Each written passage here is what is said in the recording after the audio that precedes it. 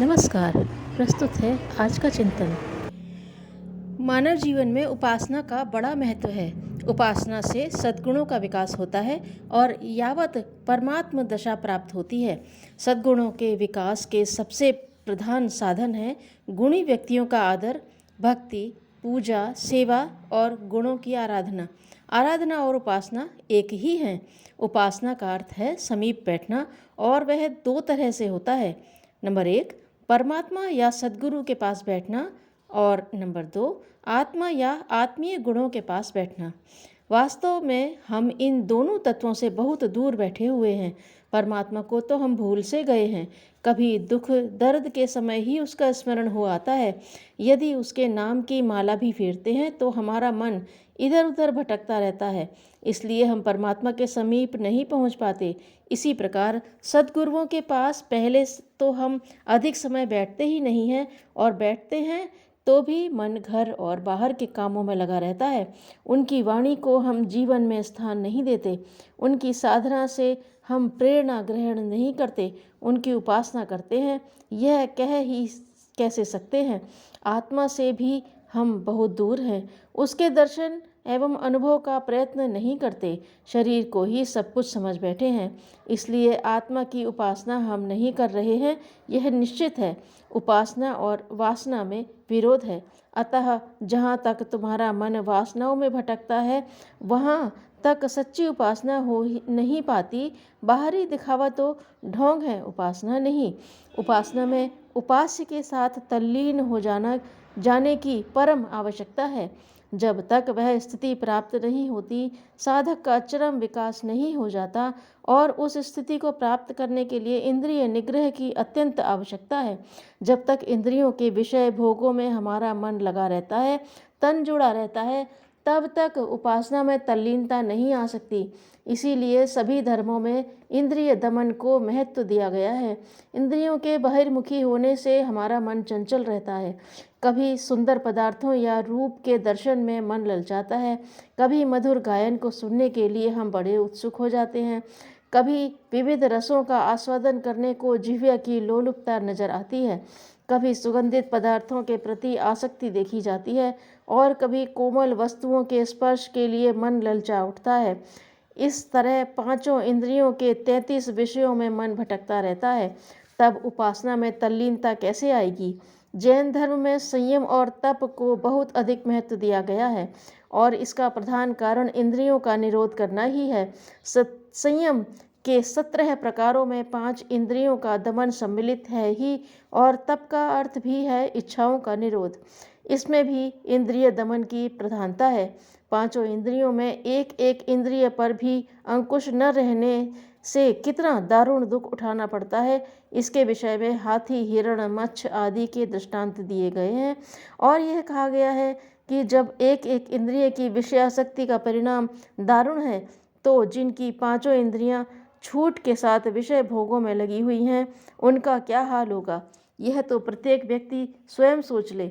इंद्रिय पराजक शतक नामक प्राचीन प्राकृत ग्रंथ में इसका बड़े सुंदर रूप में विवेचन एवं ज्ञान उपदेश प्राप्त होता है। उसकी कुछ गाथाओं का हिंदी पद्यानुवाद बुद्ध लाल श्रावक का बनाया हुआ नीचे दिया जा रहा है। इसके प्रारंभ में ही कहा गया है कि वही शूरवीर और पंडित प्रशंसनीय है, जिसके चरित्र धर्म को इंद्रिय रूपी चोरों ने नहीं लूटा।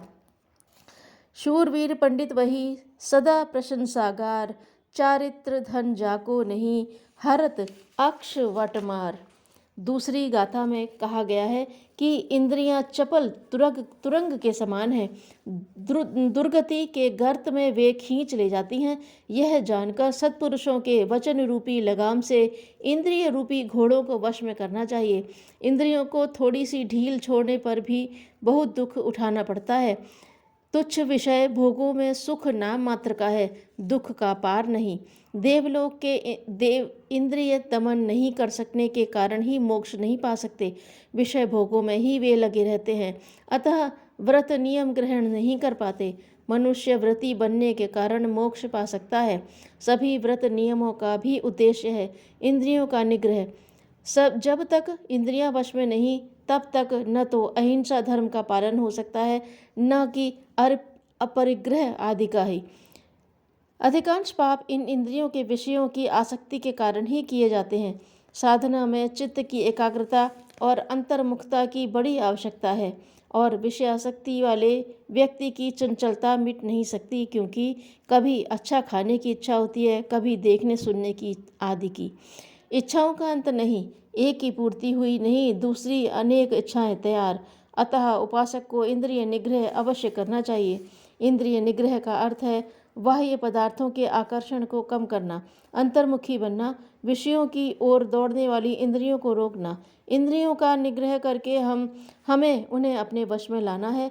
वे स्वेच्छाचारी न रहकर हमारे अधीन हो जाएं और हम उनसे जो काम लेना चाहें, जहाँ लगाना चाहें, वहीं वे लग जाएं। ऐसा अभ्यास कर लेने से इंद्रियां हमारी उपासना में बाधक न बनकर साधक बन सकती हैं।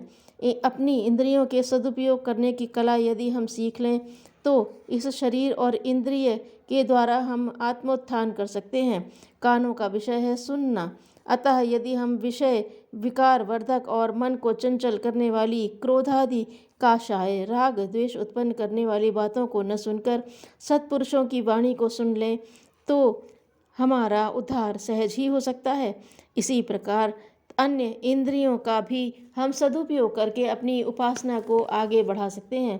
एक एक इंद्रिय के संयम से मनुष्य में कितनी अद्भुत शक्तियों का विकास होता है, इसका कुछ विवरण पातंजलि के योग सूत्र में पाया जाता है। वास्तव में इंद्रियां अपने भाव आप में भली बुरी कुछ भी नहीं है, उनको प्रेरणा देने वाला मन और आत्मा है। अतः हमें अपने मन को वश में करना आवश्यक है और वह वश में होगा आत्मा द्वारा, क्योंकि सर्वोपरि सत्ता आत्मा ही है। उसने अपना मान भान भुला दिया है, अपनी अनंत शक्तियों को वह भूल बैठा है, इसलिए मन उस पर हावी हो गया है। पर अभ्यास और वैराग्य के द्वारा विवेक और ज्ञान की लगाम से मन रूपी घोड़े को वश में किया जा सकता है। यदि हम अपनी इंद्रियों और मन की एकाग्रता के साथ उपासना करेंगे तो सच्ची उपासना होगी और वैसी उपासना से ही हमारा कल्याण हो सकेगा। परमात्मा और आत्मा की दूरी को कम कर उसके साथ एक रूप हो जाना ही उपासना का उद्देश्य है। उपास्य और उपासक के अभिन्न हो जाने में ही उसकी सफलता है। बापू के सेवाग्राम में एक दिन एक विद्वत जन आए। उन्होंने अपनी विद्वता के बारे में गांधी जी को बताया। बाद में उन्होंने गांधी जी से कहा कि उन्हें ऐसा काम बताएं जो वे कर सकते हैं।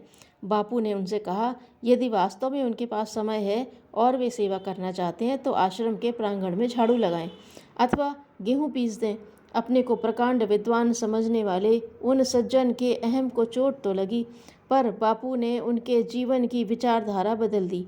तब वह विद्वान व्यक्ति भी समझा कि सेवा कार्य हेतु किसी पांडित्य की नहीं, समर्पण की आवश्यकता रहती है।